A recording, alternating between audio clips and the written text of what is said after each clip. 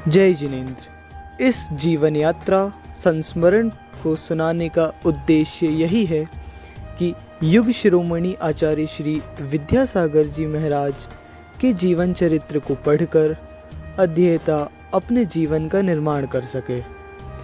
किसी ऐतिहासिक महापुरुष का जीवन चरित्र जब पढ़ते हैं तो लगता है कि बस एक बार ही सही उनका प्रत्यक्ष दर्शन हो जाए। वर्तमान के महापुरुष का वर्तमान में ही जीवन चरित्र प्रस्तुत कर जन जन के लिए इस परम सौभाग्य को प्राप्त करना इस पाठ्यक्रम का उद्देश्य है। धन्यवाद। आइए बात करते हैं उस समय की जब श्रीमती माँ की कोख बनी मंदिर।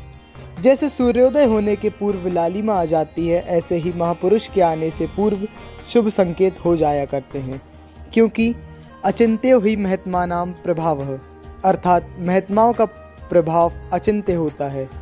इसी तरह संत शिरोमणि आचार्य श्री विद्यासागर जी महाराज का जीव जब गर्भ में आया, तब उनके माता पिता को भी स्वप्न के द्वारा शुभ संकेत हुए।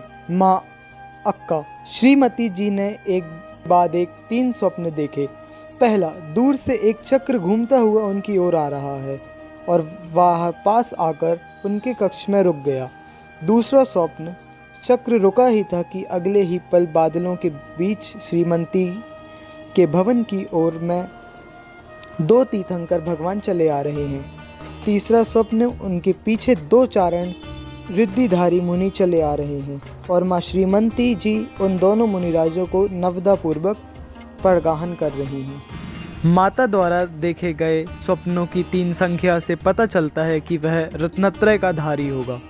चक्र देखने से यह पता चलता है वह धर्म तीर्थ का प्रवर्तन करेगा और तीर्थंकर की मुद्रा देखने से यह पता चलता है कि वह तीर्थंकर के मार्ग का अनुगामी होगा।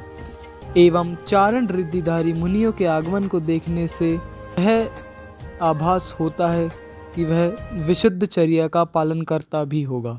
इस तरह बालक विद्याधर के गर्भ में आने से पूर्व माता ने शुभ सूचक स्वप्न देखे। आध्यात्मिक संत आचार्य श्री विद्यासागर जी जैसे पुण्य पुरुष की जीव को गर्भ में धारण कर माँ की कोख मंदिर बन गई। अगर आपको यह संस्मरण पसंद आया तो कृपया चैनल को लाइक एवं सब्सक्राइब ज़रूर करें। धन्यवाद। जय जिनेंद्र।